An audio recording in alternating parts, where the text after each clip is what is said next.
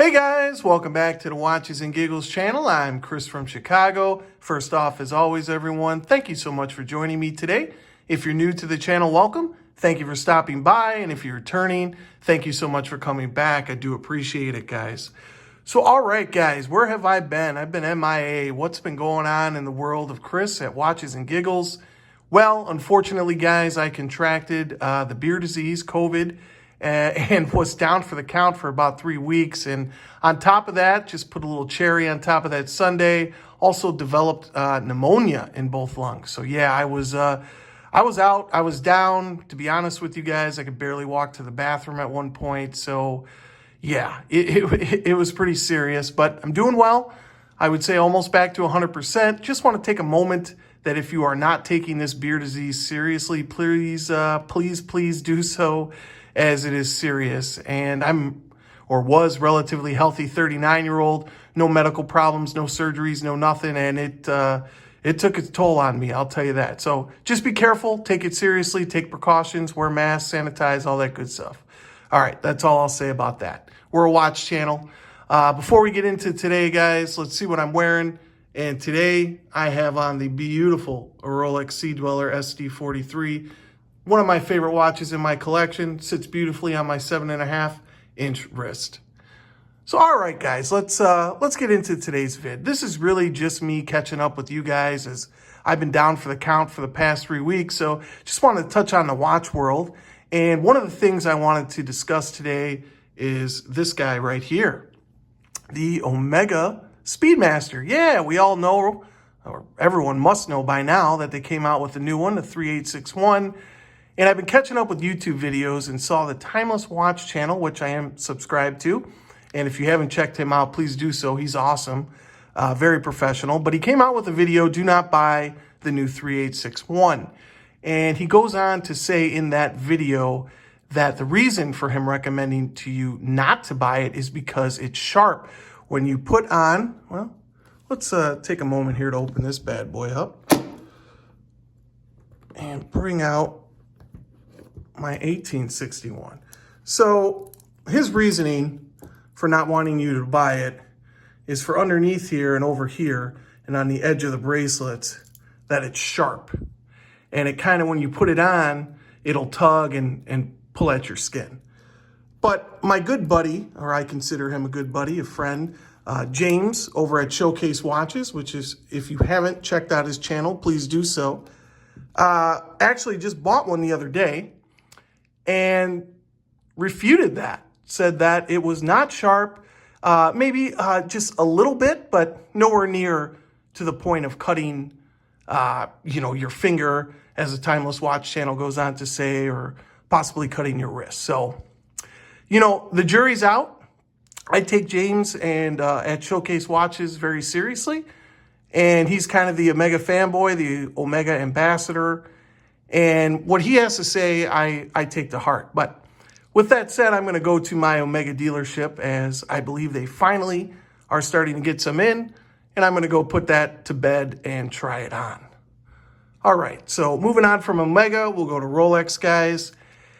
And good news, you guys probably all heard by now, but Watches and Wonders is going to be revealing watches in Shanghai, April 7th through the 13th, as well as an online unveiling of all the new brands.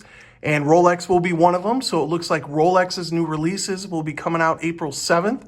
Really, really curious. Obviously, like the rest of you, you know I'm a Rolex fanboy. What that may be, we do know it's the Rolex Explorer 2 50th anniversary. So something will be done along those lines. And maybe even the Explorer, as that is the last of 39 mil sports watches. So we'll see if Rolex gives that the axe, gives it the hook. I don't know, but it looks like Rolex is making watches bigger. They just moved the sub to 41 millimeters. We know it's really 40.5 or 40.6, but with that said, it looks like Rolex is making bigger watches, guys. So I'll be very curious to see if they discontinue the Rolex Explorer 214270. But we're going to get into my predictions and what I think is going to happen April 7th in another video. Just wanted to touch on that in case you guys weren't aware. Looks like April 7th is the release date for the new watches from Rolex, as well as a lot of other brands. And then lastly, guys, just wanted to touch on another watch here. If I can get it out. One of my newest acquisition, the Grand Seiko. And I did make an unboxing of this. Haven't spent too much time with it because I've been sick, but I just wanted to touch on it briefly as some people have wanted to know about it. So what do I think about it? Well, just with the little time I spent with it, guys, the polishing on this, the Zaratsu polishing, is nothing to joke about or laugh at. It is absolutely beautiful, and the polishing is much better than on the Rolex. Now, the brushing is good. It is, but it's nowhere near the level of Rolex. So polishing better, brushing not so much. The movement has been pretty accurate. It's been about, well, I'd say about +4 a day.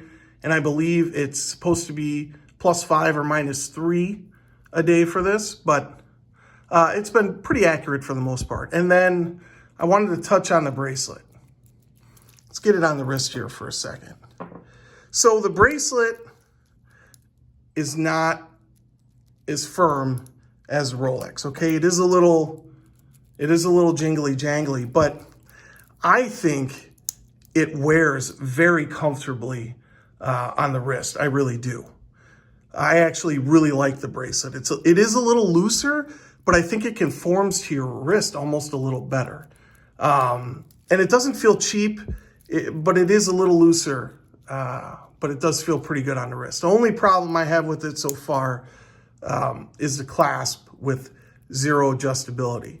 And that is a major downfall. So you have to be able to get the perfect fit. It does have half links. So for me, I was able to get that perfect fit. And, you know, the dial is beautiful. The indices are beautiful.